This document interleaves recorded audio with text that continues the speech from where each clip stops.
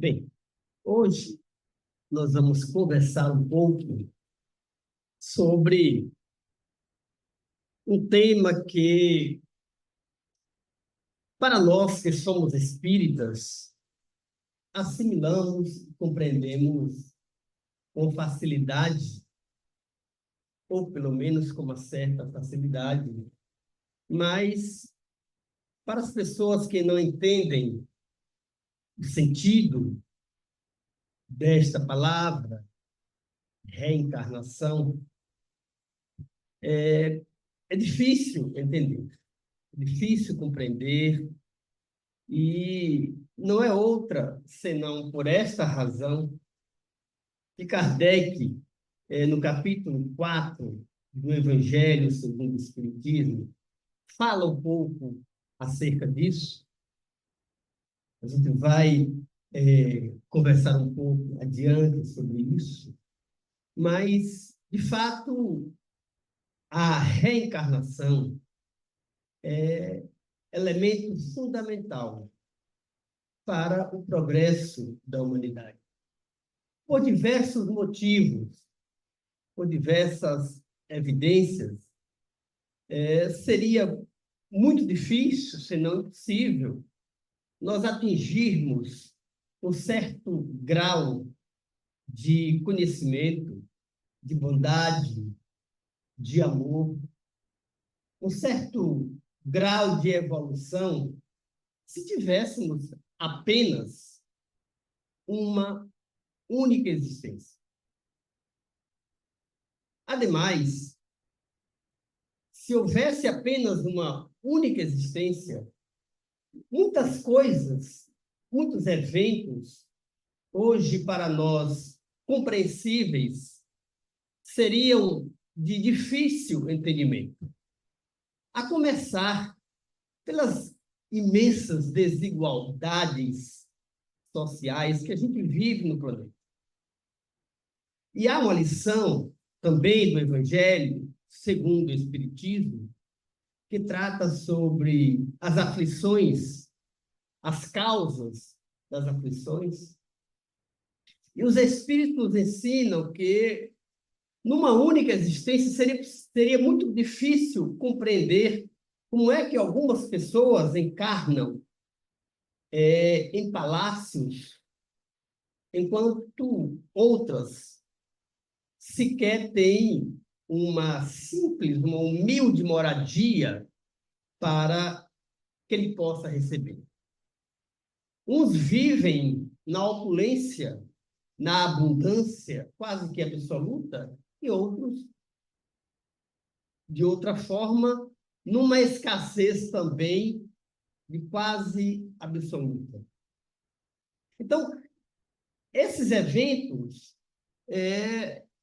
sem uma compreensão acerca da pré-existência da alma e da sobrevivência da alma após a morte do corpo físico, e ainda sem o seu retorno, diga-se, do espírito ao mundo material, essas indagações que hoje fazemos seguramente permaneceriam insolúveis. Portanto, a reencarnação, ela é um fato e é a chave para que nós possamos compreender tudo o que existe no universo, tanto em termos de potencialidades do espírito encarnado, como também em limitações múltiplas e muitas de muitos de nós aqui também encarnados. Kardec, no capítulo 4, fala sobre ressurreição e reencarnação.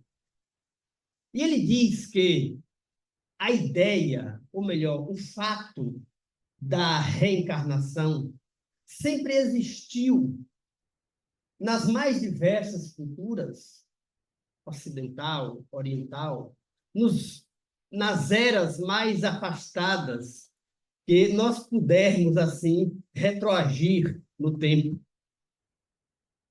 Ocorre que há uma dificuldade de compreender o sentido da reencarnação, e se hoje temos essa limitação, em histórias mais remotas, em culturas mais remotas, essa dificuldade é muito maior. Entre os judeus, Kardec aqui fala no capítulo 4 que eles tinham a noção de reencarnação. Só não sabiam exatamente como é que acontecia. Digamos, o passo a passo, como é que acontece a reencarnação? A gente sabe, pelo menos em tese, como é que acontece a desencarnação. Quando o corpo físico perde a vitalidade, o espírito dele se afasta e gera o que a gente chama de desencarnação, ou, como alguns preferem dizer, a morte do corpo físico. E o processo de reencarnação? Como é que se dá? Se para nós ainda restam algumas dúvidas de como ocorre a reencarnação, para culturas diferentes e que não estão comumente vinculadas a esses estudos, muito mais dificuldade tem. Mas os judeus tinham essa noção desde épocas imemoriais. Acontece que, pela dificuldade de entender como se processava, uns diziam que havia a ressurreição nos corpos, outros diziam que há a ressurreição dos mortos. Mas essa ideia de que a gente desencarna e reencarna era algo quase que inato daquele povo. Eles confundiam ressurreição com reencarnação, porque a ideia de ressurreição nos leva a pensar de que o indivíduo, depois de desencarnado e num determinado momento, voltaria no mesmo corpo. E isso é impossível, porque todos nós sabemos que quando o nosso corpo é levado ao túmulo, poucos dias depois, poucas semanas, poucos meses, em tese, toda a compleição física desaparece. Então, seria impossível alguém desencarnar e 50 anos depois, 100 anos depois, retornar no mesmo corpo. Mas eles faziam esta conclusão e não entendiam bem essa diferenciação. Mas eles tinham, quando se lê no Velho Testamento, do original, do grego, que depois foi passado para o latim, eles utilizavam a palavra anástasis, que é uma palavra de origem grega que significa tornar-se de pé, ou renascer, ou, como nós falamos, reencarnar. Essa expressão consta, portanto, da Bíblia, do Velho Testamento. Depois, naturalmente, em função das traduções e de forma muitas vezes consciente, essa palavra foi deturpada e outras expressões foram inseridas no contexto para desfigurar a ideia da reencarnação. Aliás, isso acontece não apenas quando nós estamos falando do Velho Testamento. No Novo Testamento também houve adulterações. Não vamos aqui entrar nos motivos dessas adulterações, dessas modificações, mas muitas falas que ali estão postas, estão escritas, necessitam ser interpretadas de forma mais ampla, em alguns momentos mais subjetivas, porque, se formos considerá-las ao pé da letra, elas se nos apresentam como um contrassenso, algo impossível de de ser aquilo ou de se efetivar. Então, isso é comum em outros livros, em outras obras, não apenas em obras religiosas, mas quando se traduz de uma língua para outra e de uma cultura para outra, vai se adquirindo, portanto, conotações diferentes. E aconteceu assim com relação ao fato da encarnação, como a outros eventos.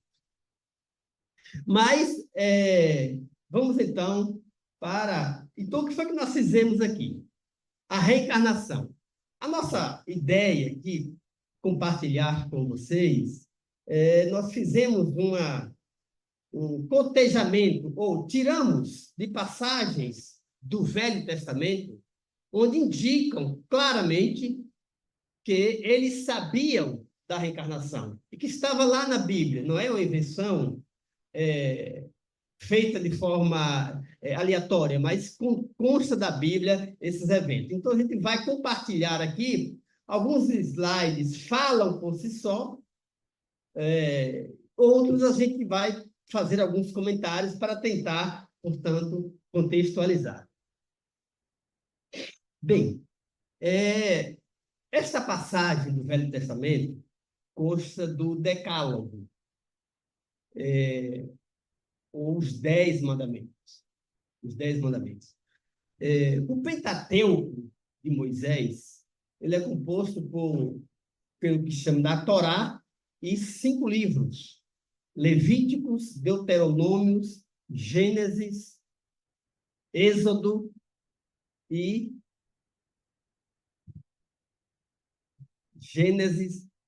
Êxodo, Deuteronômio, Levíticos e Números. Os 5 livros que compõem. A Torá é a parte da lei, aquilo que Moisés definiu como um código, chamamos de código civil, porque regia a sociedade, e um código também espiritual, sob o ponto de vista religioso.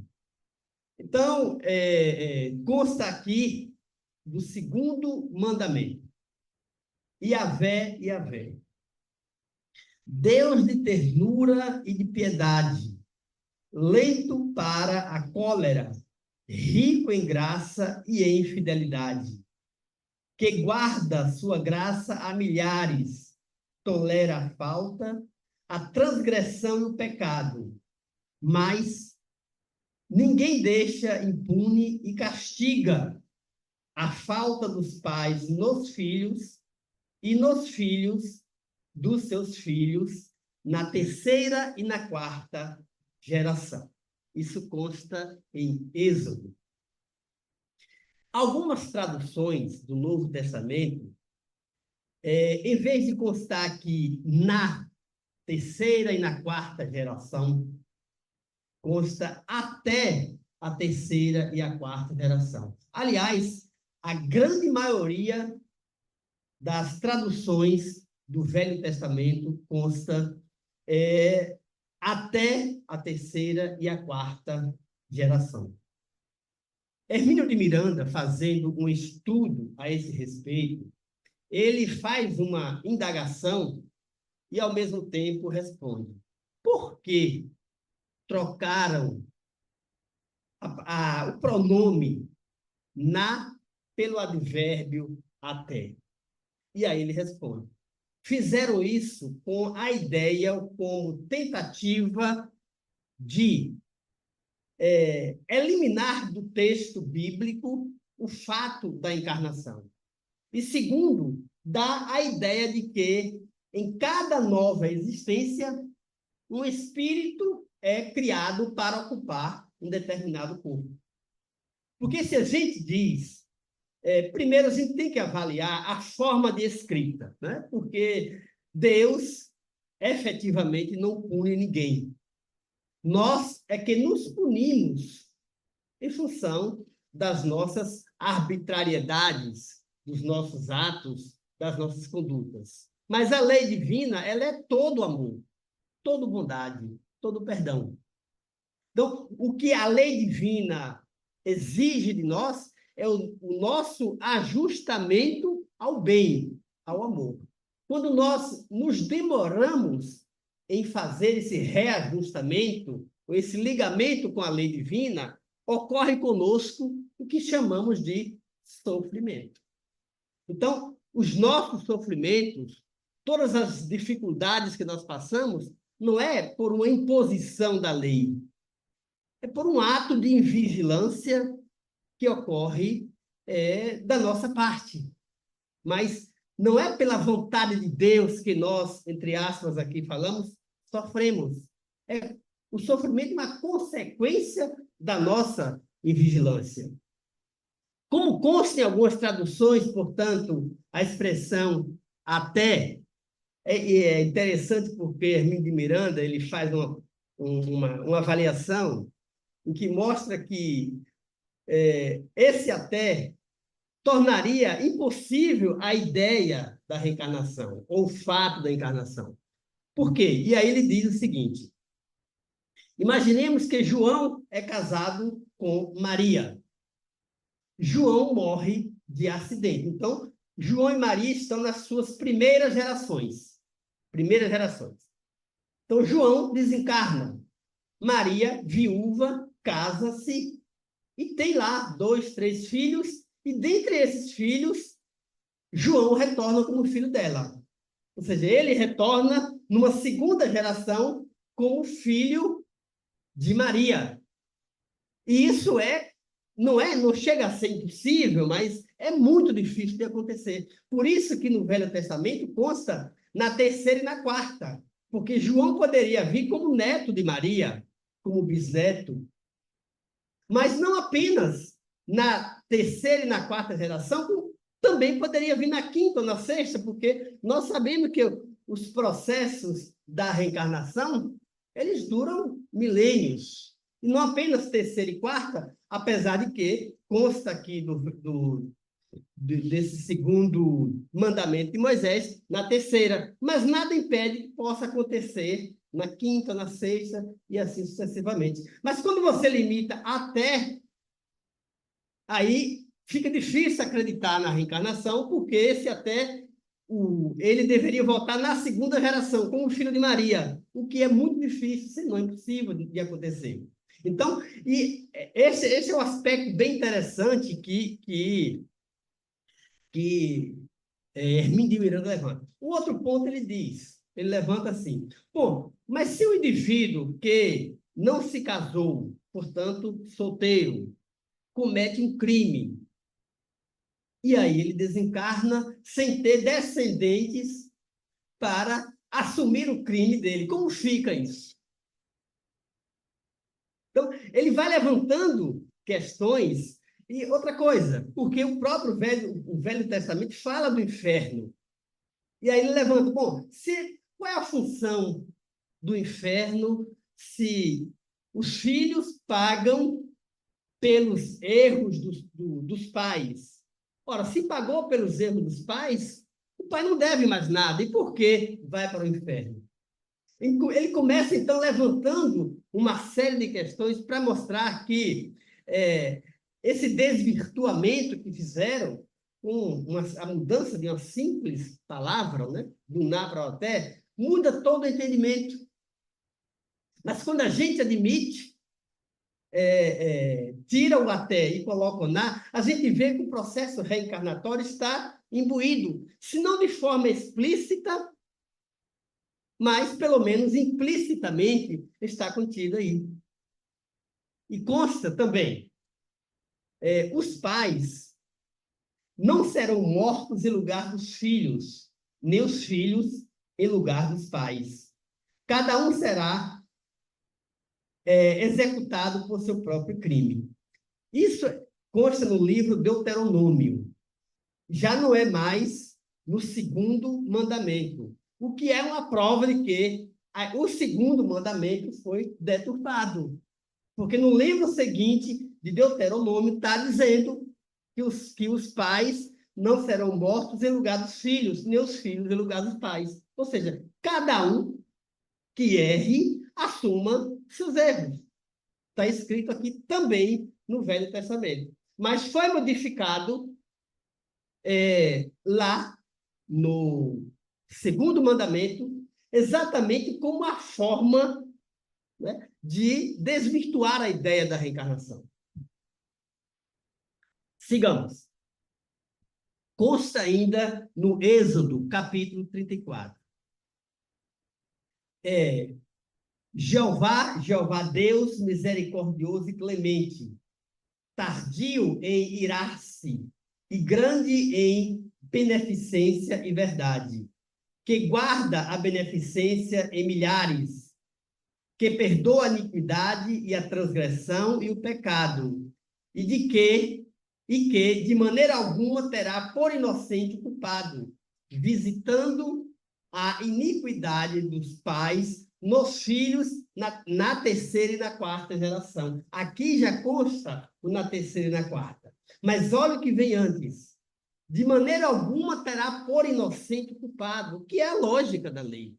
Não faz sentido um inocente pagar por algo que o indivíduo fez, o culpado fez. Então, estamos extraindo essa ideia do Velho Testamento. Está aqui escrito em Êxodo, capítulo 34.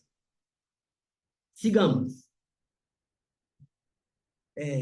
Isaac, aqui é bem interessante. Isaac suplicou ao Senhor por sua mulher, porque era estéril. Está no livro Gênesis. E o Senhor ouviu as suas orações e sua mulher Rebeca concebeu. E os filhos lutavam dentro dela. Então disse: se assim é, por que estou assim? E foi perguntar ao Senhor. E o Senhor lhe disse: 2 nações há no teu ventre, e 2 povos se dividirão das tuas entranhas, e um povo será mais forte que o outro, e o menor servirá ao maior. E cumprindo-se os seus dias para dar luz, eis que havia um gêmeos no seu ventre. Ela engravidou e sentiu, naturalmente, durante a gravidez, todo aquele mal-estar. Ela foi, então, perguntar ao Senhor por que estava tendo aquele mal-estar. E o Senhor disse, 2 nações há no teu ventre. Ou seja, os espíritos que estavam ali encarnando tinham ideias diferentes. Provavelmente iriam ser inimigos no futuro, porque 2 nações, eles iriam dividir os povos. E eis que ela, então, quando dá luz, são gêmeos. E os filhos são Esaú e Jacó.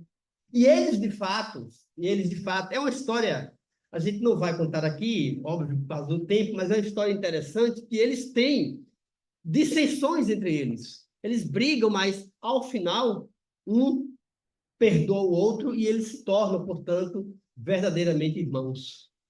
Mas há essa disputa entre eles, né? Mas o interessante aqui é a gente observar 2 pontos, 2 aspectos. Primeiro, como ela consultou, né, o Senhor para obter a resposta. E o segundo é o Senhor ter dito de forma tão detalhada: olha, existem em teu ventre 2 nações, ou seja, 2 espíritos que farão disputas um com o outro, né? Então, clara aí a ideia da reencarnação, no livro Gênesis. Outro trecho que nós recortamos do Deuteronômio, capítulo 18, versículo 15 ao 18. O que diz? O Senhor teu Deus te levantará um profeta no meio de ti e de teus irmãos, como eu. A ele ouvireis. Conforme a tudo que pediste ao Senhor teu Deus em Horebe. Horebe era o monte onde Moisés iria orar. No dia da Assembleia, dizendo, o dia da Assembleia foi o dia em que Moisés recebeu os 10 mandamentos, as tábuas dos 10 mandamentos, dizendo: Não ouvirei mais a voz do Senhor teu Deus, nem mais verei este grande fogo, para que não morra. Eis, lhes suscitarei um profeta do meio de seus irmãos, como tu, e porei as minhas palavras na sua boca, e ele lhes falará tudo o que eu lhe ordenar.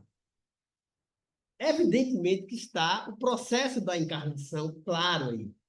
Mas aí tem um outro aspecto interessante, é que quando Moisés disse, não ouvirei mais a voz do Senhor meu Deus, nem mais verei este grande fogo para que não morra, ele está dizendo ali, né, que aquilo que ele tinha que fazer já tinha feito, ou já estava fazendo, e que haveria de vir um outro profeta para dar seguimento àquilo que ele estava realizando. Por isso que ele diz, não ouvirei mais a voz do Senhor. Ou seja, o Senhor, Jeová, irá falar através de um outro profeta. Porque eles pensavam, né, que como eles eram assim, se viam como povo eleito, então sempre eles teriam um Deus para guiá-lo, fazendo conquistas, vencendo guerras e tudo mais. Mas vejam, está claro, eis lhes suscitarei um profeta no meio dos vossos irmãos, ou seja, dentro do próprio judeu, né? Como tu, se referindo a Moisés, e porei as minhas palavras na tua boca, e ele lhes falará tudo o que eu lhe ordenar.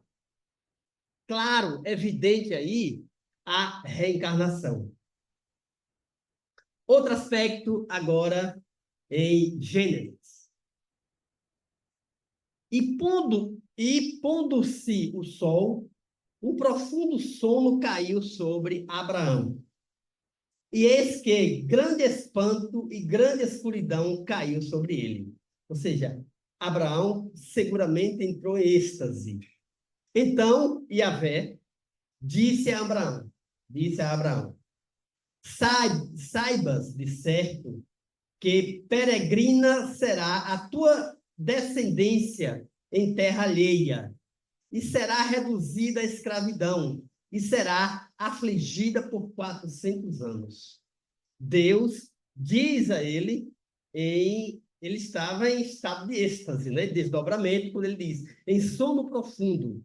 Abraão entrou em sono e lá ele recebeu Deus, Yahvé, que disse isso para ele. E aí tem um aspecto interessante, porque ele está falando do que de fato ia acontecer. E aconteceu. Né? O povo hebreu foi escravizado na Babilônia, depois foi para o Egito, depois também foi escravizado no Egito, até que Moisés tirou eles de lá. E ele ainda fala que por 400 anos os judeus ainda iam passar por atribulações. E tu irás a teus pais em paz, em boa velhice serás sepultado. Isso é Jeová, né, dizendo a Abraão. E na quarta geração tornará para cá, porque a medida da injustiça dos amoreus não está ainda cheia. Olha, ele fala que Abraão vai desencarnar e na quarta geração retornará.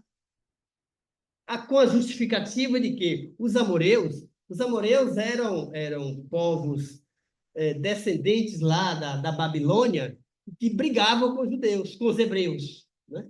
Brigavam e conquistavam, eles viviam sempre assim, em pé de guerra. Né? Então, Jeová está dizendo, porque a medida da injustiça dos amoreus não está ainda cheia, ou seja, ainda há guerra a que os hebreus deveriam enfrentar. Então, mais uma vez, de forma clara, está aí a reencarnação. E ele ainda diz quando será? Na quarta geração. Não diz que será na quinta, na sexta, na terceira, vai ser na quarta. Né? Na quarta geração, Abraão retornará. caberia aqui fazer uma pesquisa, ver em quem personalidade ele voltou, né? A gente não sabe, mas seguramente deve ter voltado. Olha só, mais uma aqui, consta do livro de Samuel, capítulo 1, versículos 1, 5 e 6. Então, então orou Ana e disse: O meu coração exulta ao Senhor, o meu poder está exaltado no Senhor. A minha boca se alargou sobre os meus inimigos, porquanto me alegro na tua salvação. E aí tem. Os fartos se assalariaram por pão, e os famintos cessaram. Até a estéril deu à luz a 7 filhos, e a que tinha muitos filhos enfraqueceu. O Senhor é o que tira a vida e a dá, faz descer a sepultura e faz tornar a subir dela. Está, mais uma vez, clara aí a ideia da reencarnação. O Senhor é o que tira a vida e a dá, faz descer à sepultura e faz tornar a subir dela. O que é isso senão o processo da desencarnação e da reencarnação? Consta do livro de Samuel. Mais alguns aqui. Sobre a encarnação de João Batista. Nós fizemos o recorte porque é interessante que diversos profetas falaram sobre a vinda de João Batista e também sobre a vinda de Jesus. Foram diversos profetas. Recortamos aqui alguns apenas. Olha o que diz. Isso consta do livro de Isaías. Isaías viveu há 700 anos antes do Cristo. Século 7. 700 anos antes do Cristo.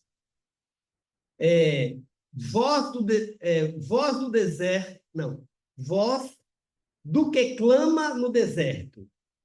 Preparai o caminho do Senhor, tornai retas suas veredas. Consta de Isaías. Está falando sobre a vinda de João Batista. Voz que clama no deserto. É como se João Batista dissesse: Voz que clama no deserto. Preparai o caminho do Senhor, tornai retas suas veredas. Eis que vos enviarei Elias, o profeta, antes que venha o dia de Yahvé, grande e terrível.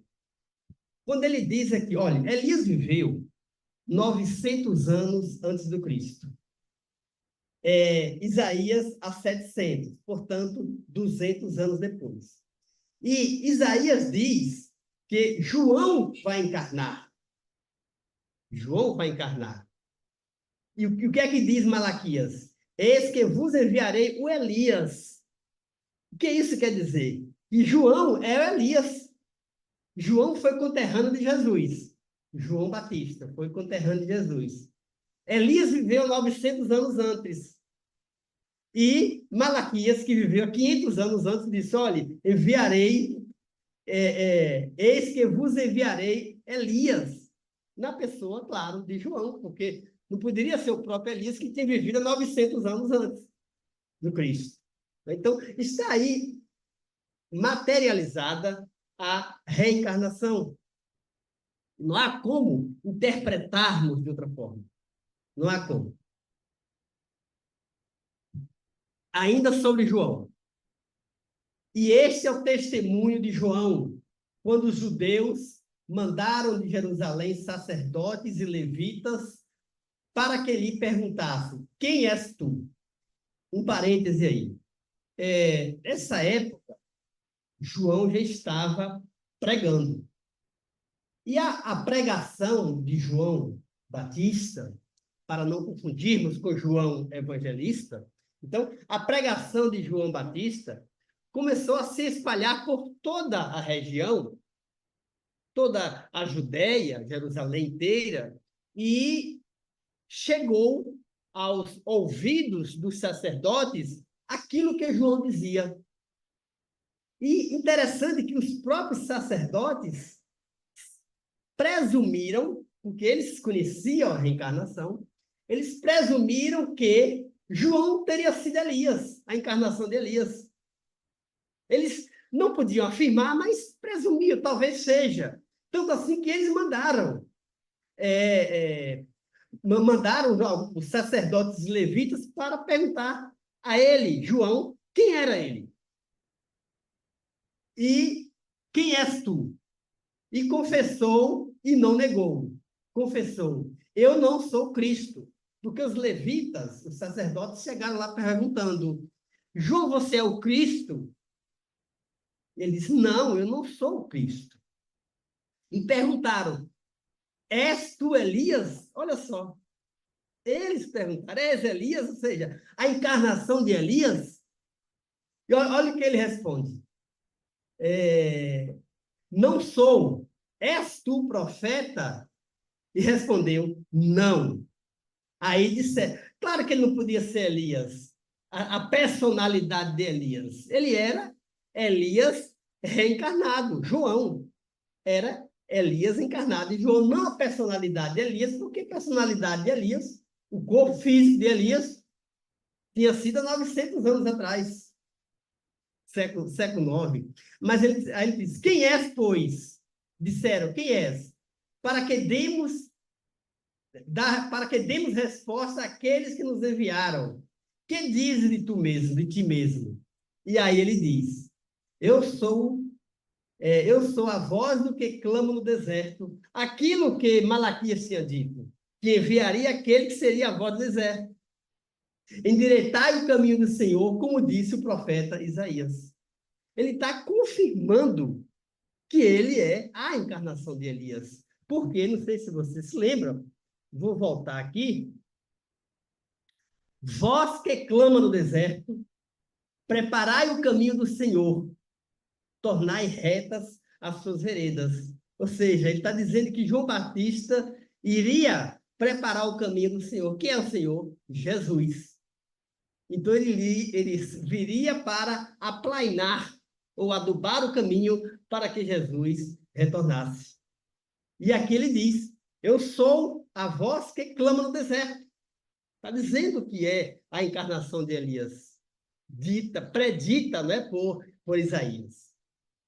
Endireitai o caminho do Senhor, como disse o profeta Isaías. Está aí, portanto, mais uma vez, a reencarnação dentro do Velho Testamento. É óbvio que com uma forma diferente de falar, não é? Porque não se concebia a encarnação tal como hoje nós entendemos, principalmente nós que somos espíritas.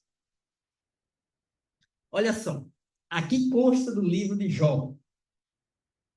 Mas os teus mortos viverão, seus corpos ressuscitarão.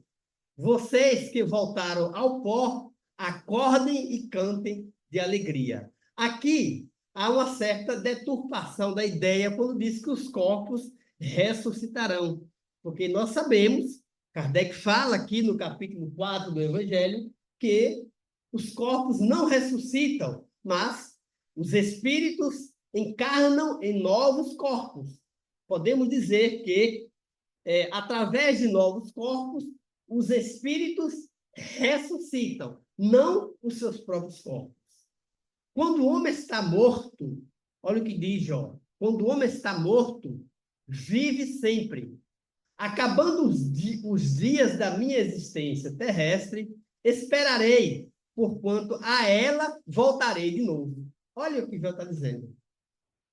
Né? Ele diz que quando ele sair desta vida material, ele retornará. Né? E, enfim, tá mais uma vez aí. E Jó é interessante, consta do capítulo 1, que ele estava pensando lá na sua casa, né? Daqui a pouco chega um servo e diz, ele tinha assim, acho que ele tinha 15 filhos. Só que os filhos não moravam mais com ele. Cada um conseguiu, enfim, sair, constituir suas famílias. E ele estava em meditação, e aí chega um servo e diz: o fogo do céu caiu e matou todas as ovelhas e os animais. O primeiro servo chega e diz isso: o fogo do céu caiu e matou todas as ovelhas e outros animais. Aí chega o segundo servo e diz: as tropas dos caldeus levaram todos os nossos camelos, roubaram todos os nossos camelos. Aí chega um terceiro servo e diz: o teu primogênito estava fazendo uma festa com os seus irmãos, e eis que veio um vendaval, destruiu toda a casa e todos eles morreram. Aí ele levanta, né? É por isso que se disse a paciência de Jó. É porque ele ouviu tudo aquilo com toda a sua tranquilidade. Aí quando esse terceiro servo anuncia, aí ele diz: nu saí do ventre de minha mãe e retornarei nu para ele novamente, para o ventre novamente. Está afirmando aí também a ideia da reencarnação, que nu ele entrou para o ventre e nu voltará para o outro ventre. Como se dissesse aos seus servos: não vos preocupeis com o que fizeram com os camelos, com o que fizeram com a casa, com o que fizeram com as ovelhas, porque quando a gente sai daqui, a gente não leva nada. Da mesma forma, quando a gente retorna, a gente não traz nada de material. Isso consta do livro de Jó, capítulo 1, versículo 21. Mas aqui já está no Novo Testamento, consta do Evangelho de Lucas. Zacarias orando no templo. E um anjo do Senhor lhe apareceu, posto em pé à direita do altar do incenso. Imaginemos um altar onde fica o incenso e Zacarias estava orando. Zacarias é o pai de João Batista. O pai de João Batista. E ele estava orando. E aí o Senhor lhe apareceu. E Zacarias, vendo o Senhor, turbou-se e caiu temor sobre ele. Mas o anjo lhe disse: Zacarias, não temas, porque a tua oração foi ouvida, e Isabel, a tua mulher, dará luz a um filho, e lhe porás o nome de João. Isso é o anjo que chega para Zacarias e anuncia. É interessante como parece muito com o nascimento de Jesus, quando o anjo chega também para Maria e anuncia. Não é?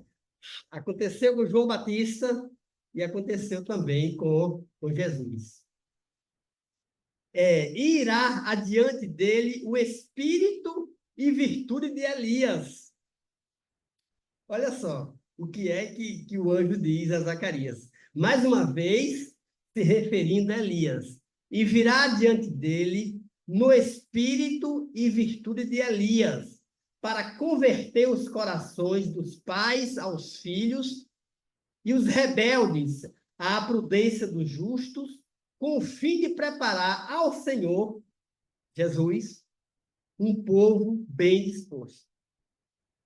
Ele está falando, portanto, da missão que caberia a Elias. E ainda diz, no espírito e virtude de Elias, ou seja, era João encarnado, porém com toda a sabedoria, com todo o conhecimento de Elias, que viveu, repetimos aqui, há 900 anos antes do Cristo. Então, mais uma vez aí, está materializada a ideia, que já não é nem ideia, né? Nós compreendemos a encarnação como um fato.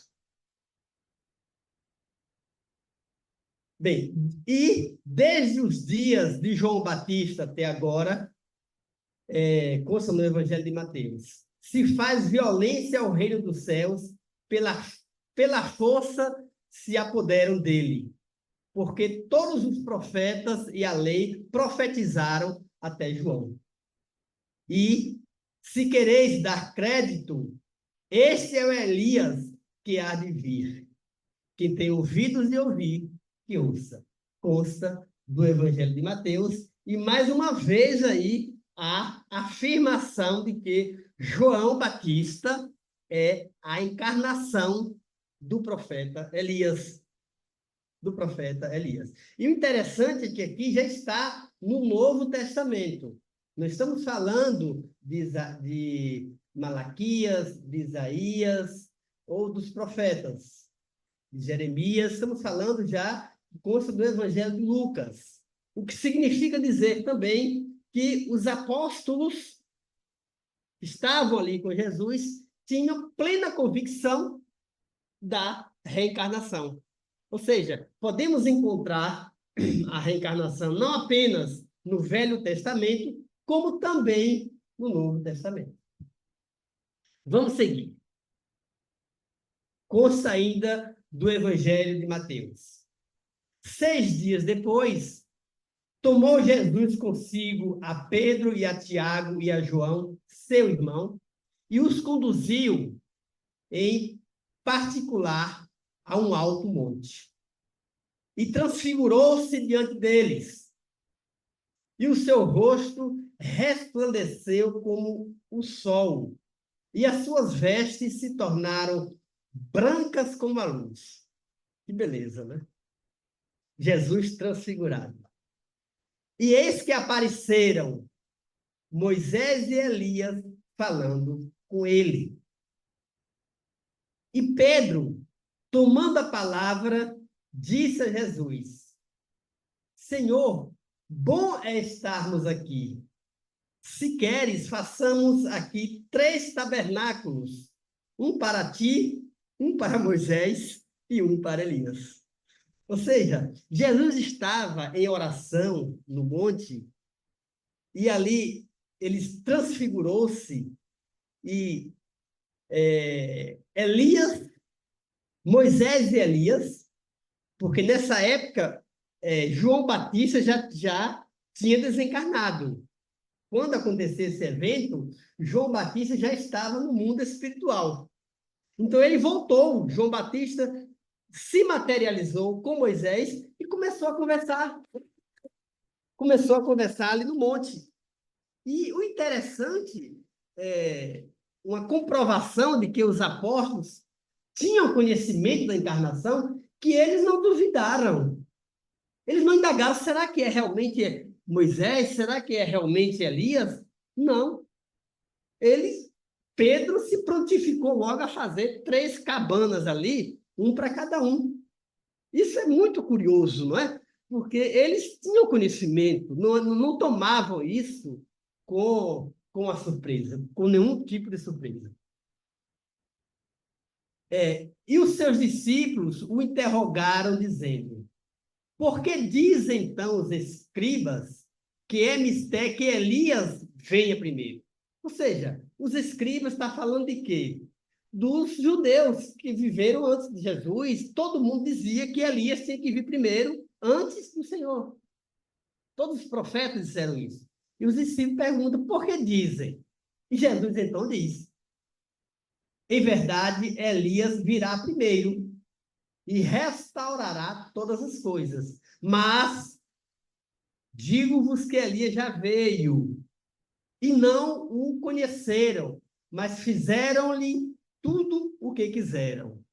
Assim farão eles também padecer o Filho do Homem. Jesus está falando da morte de João Batista, que foi decapitado, todos nós conhecemos, e está falando também como será o seu desencarne. Ou seja, os judeus fizeram o que fizeram com João Batista e farão como de fato fizeram com Jesus. Mas, mais uma vez, Jesus ratifica que Elias veio na condição de João Batista. Qual a dúvida, então, de que reencarnação existe? Nenhuma. O que nós trouxemos aqui até agora é apenas poucas passagens do Velho Testamento. Então, completa, os discípulos compreenderam, né, que Jesus estava falando de João Batista. Os próprios discípulos compreenderam. Consta ainda do Evangelho de Mateus. Como o tempo está chegando, né? A gente tem uma limitação, a gente vai fazer apenas essa passagem e vamos para as considerações finais. E vamos passar, portanto, alguns slides que tem aqui.